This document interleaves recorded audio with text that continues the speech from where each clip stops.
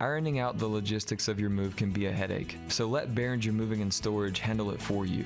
Visit BehringerMoving.com. With your look at local sports from across the Hickory Metro, I'm Jason Savage for WHKY News. We begin with high school football action. The 4A Western Regional Finals on Friday night saw Maiden fall to Brevard on the road, 30-13. The Blue Devils season ending at 9-5. Well, another successful Lenoir-Rhyne volleyball season has come to an end as the Bears fell 3-1 to Anderson in the NCAA Division II tournament second round Friday. Emilia Allen led the way with 13 kills for the Bears.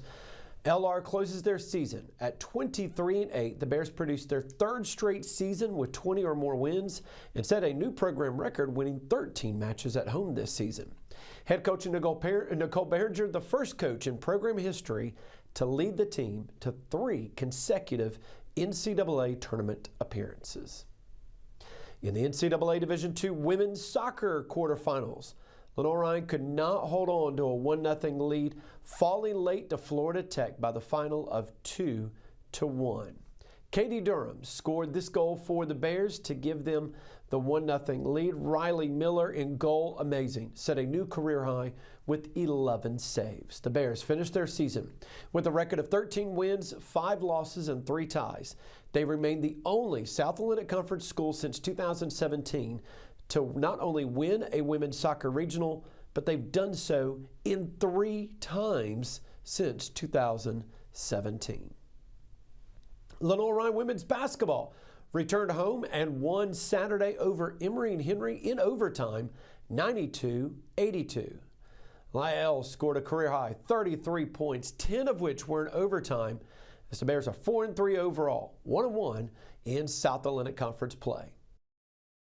We're back here on the Bears Sports Network. Post-game interview for LR women's basketball after their dramatic 90-82 victory against Emory Henry in overtime. Coach, take me through that final possession where you guys were able to knot it up at 75, and then what was the message in overtime for you guys to come out on top? So obviously call that timeout, going and have a chance to tie the game.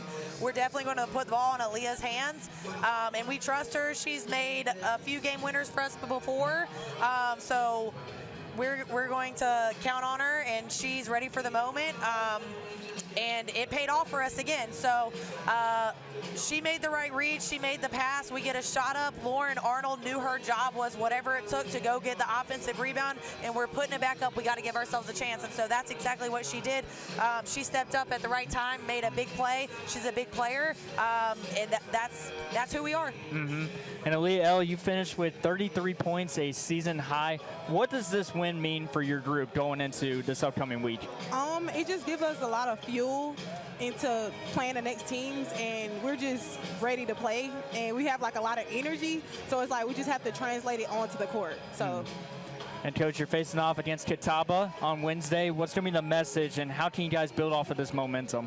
Yeah, so right now we're talking about control what you can control, right? Which is energy and effort. And so those are the things we're focused on. You know, we had a great opening weekend. We beat some teams by 20 points, and I think we kind of like leveled off from there and took a breath.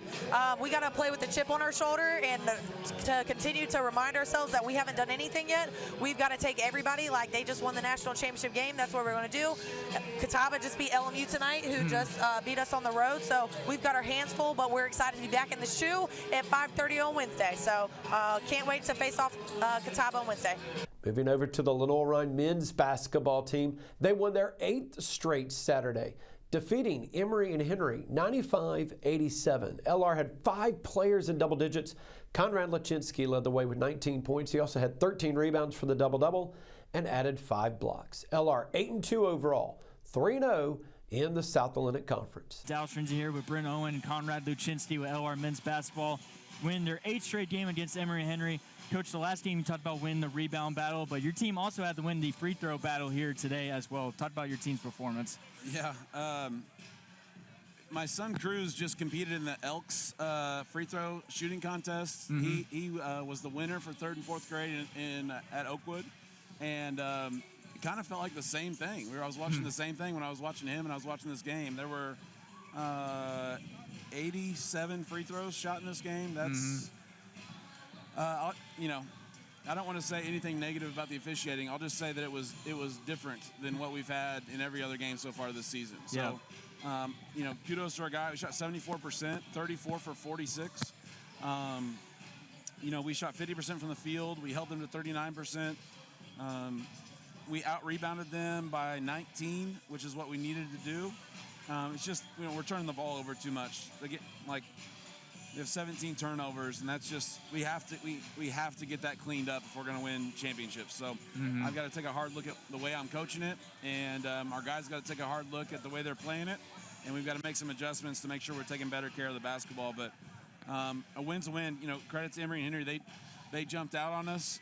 The only thing I'm disappointed with our team in is I just felt like we came out like they were going to give us the game, and nobody's going to do that.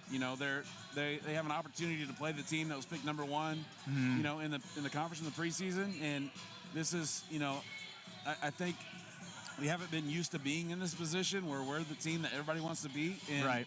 That would have been a signature win for them, to come in here and do that. So they're going to give it everything they have, and they sure did. To start off, we were down 10. We've been down 10, early in the game, 2 games in a row. We've got to do a better job of getting off to some great starts like we did early in the season. Yep. And Conrad, you finished in double figures once again today. Coach talked about the slow start you guys had where Emory and Henry started out the game 6 for 6. How was your team able to battle back in that first half to come away with this win?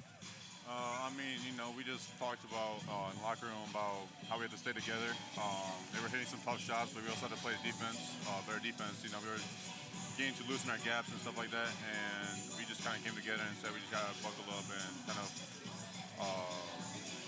play our game, force them to play our game and stop complaining about the foul calls as well. So, that's a big thing. Yeah. And, Coach, you got 2 big road games coming up against UVA-Wise. Wingate, 2 tough places to play and 2 tough opponents. What's going to be the message to your group going into this road trip? Yeah, we got to be ready to go. This at Wise was one of our 4 conference losses last year, regular season. So we've got to be ready to go. It's a very tough place to play.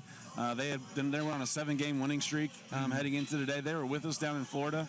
They got popped their first game really bad and then bounced back and beat a Florida Southern team that at home that was ranked in the top 25. So right. They've got some great pieces, and we've got to be ready for them. We've got finals next week. We've got to lock in, and we've got to finish out. I think these guys have done a good job in the classroom. We've got to finish that strong. I know that's going to be weighing heavy on them, throughout the week. So I've got to be smart with how long we practice. But while we practice, we've got to practice really hard, and we've got to get some things cleaned up on our defense. We gave up 13 threes tonight. Well, anytime you see that, if you watch the game, it's almost always that players are able to catch the ball in their shooting pocket. And I thought we've gotten away from one of our important defensive principles, which is having a hand on the line of the pass. And so we've got to get that cleaned up, I know. But it'll be a battle at Virginia-Wise, and it'll be a battle at Wingate. So take it one at a time, and, road wins in this league are gold. We got to go get some. LR has a week off before their trip to Virginia-Wise this coming Saturday. Lenoir-Rhyne women and men's track and field teams opened up their indoor season at the Winston-Salem College kickoff. Sophomore Antonio Davis set a new personal best in the 60-meter hurdles with a time of 8.13 seconds, ranking 17th in all of Division II and 3rd all-time in program history. LR is off until January when they take part in the Mondo College Invitational at the JDL Fast Track in Winston-Salem, Saturday, January 17th. Appalachian State freshmen Ada Morrow and Bryant Young rounding out the top 20 out of 51 competitors at the U20 men's 8K race at the United States of America's Track and Field Cross Country Championships on Saturday. Morrow would finish 17th. Young finished 20th. All 5 competing Appalachian State wrestlers won at least one match at the high-profile Cliff Keen Las Vegas Invitational Friday, highlighted by Kaden Kaiser's finish among the final 12 at 149 pounds. Meanwhile, here, Sunday at the Patriot Open hosted by George Mason University, Anthony Canetta finished 3rd at the 165-pound weight class, leading 6 Mountaineers at this event. App will be back in action for a duel on Wednesday, December 17th at Duke. Appalachian State women's track and field team opened up their indoor season at the Visit Winston-Salem College kickoff on Saturday. In her collegiate indoor debut, freshman Elena Braxton posted a pair of first-place finishes in the women's triple jump and in the long jump. The Mountaineers will resume the indoor track and field season with the UNC Asheville Collegiate Opener at Tryon International January 10th. Appalachian State women's basketball fell to Clemson 78-59 on the road yesterday, despite matching the Tigers at 30-all at the half. Senior Emma Smith and sophomore Jada McBride, who we see here, matched 13 points apiece for the Mountaineers, who dropped to 6-3 overall. They'll remain on the road, opening up Sun Belt Conference play a week from Wednesday, December 17th against Marshall. Accepting an opportunity to compete in the postseason, Appalachian State football will face Sun Belt Conference rival Georgia Southern in the J-Lab Birmingham Bowl, Monday, December 29th. The game, held at Protective Stadium, the four-year-old home for Alabama Birmingham football in downtown Birmingham, will kick off at 2 o'clock Eastern and air on ESPN.